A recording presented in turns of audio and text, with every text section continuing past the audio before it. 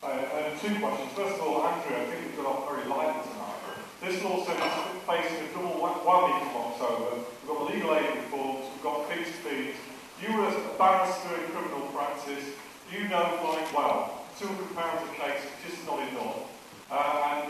You need to explain that. The government needs to be accountable for that. You're a member of this government. Listen, I'm going to have to... Can I restrict you? I don't think we're going to have time for two. Let me put that because it's an important point. If people don't quite know what the gentleman was talking about, there was something called the Cllr review of legal aid, which basically moved from a system where people were paid by the hour for the legal services they provided to a fixed fee system.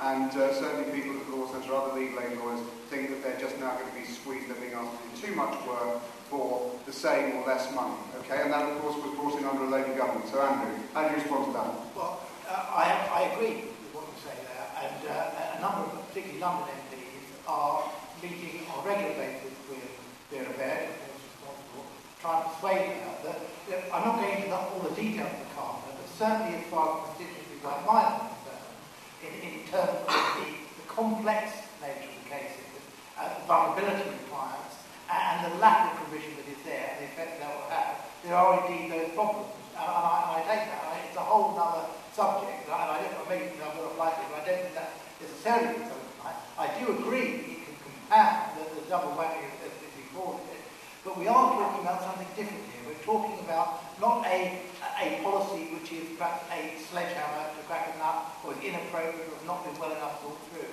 We're talking about a massive individual attack on an institution for specifically malicious reasons, and I think that is different. Okay. Let me just go to Polly briefly for a word on Cllr, because the law centre here is going to be hit two directions, as you said.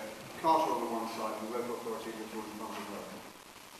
No, I agree absolutely. I think that's absolutely right, and you can't let the government off the hook either. I think there's a real wish to try and cut back on legal services and to try to reduce the amount of time that each client gets. And a lot of the most vulnerable people are the people who are going to take the longest. It's going to take the longest to deal with their case, and I think we've got to fight very hard on both fronts against any council that's cutting law centres and against the particular formulation that the government's come up with for legal aid out of Cllr. Basically, it's a general question.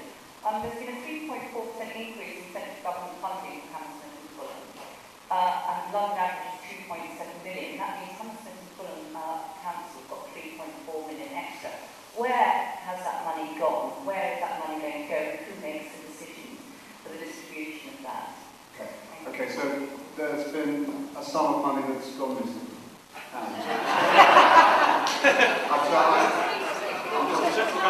Central government grant. I haven't got all the. I thought you were going to say I haven't got the money. The figures. I haven't got the figures with me. What I'm told is that Hammersmith and Fulham has had rather a tight settlement relative to other boroughs. It would seem strange that a Labour government would single us out as its favourite council for special feather bedding treatment. We've had a dispute with the government about them failing to provide sufficient funding in terms of the additional resources needed in terms of immigration. And so I know there's a sort of battle going on with the government to try and get extra money out of them for that, which a number of other councils are having with them. But I certainly don't think you'd find many of my colleagues would regard central government funding as being overly generous. Okay, anyone else on the panel with any information about this £3.6 million? I would say it sounds like a lot of money, but it's not in terms of the total council budget.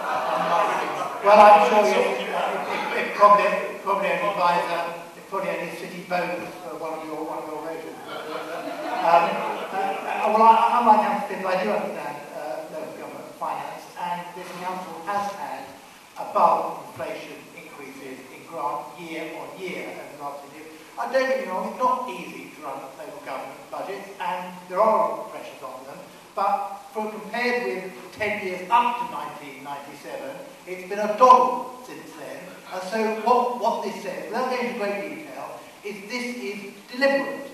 This is not being forced upon the council. This is a matter of choice. And to be fair to them again, at least they've said that.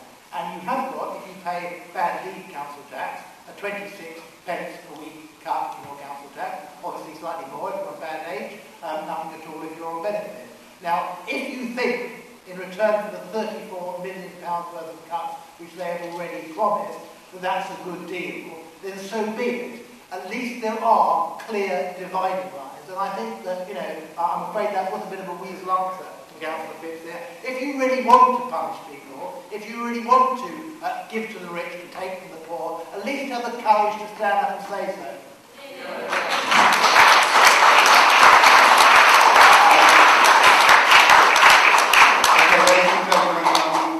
Beyond the time we were originally planning to spend on this. Can I ask you please to show your appreciation of the panel who've come along this evening?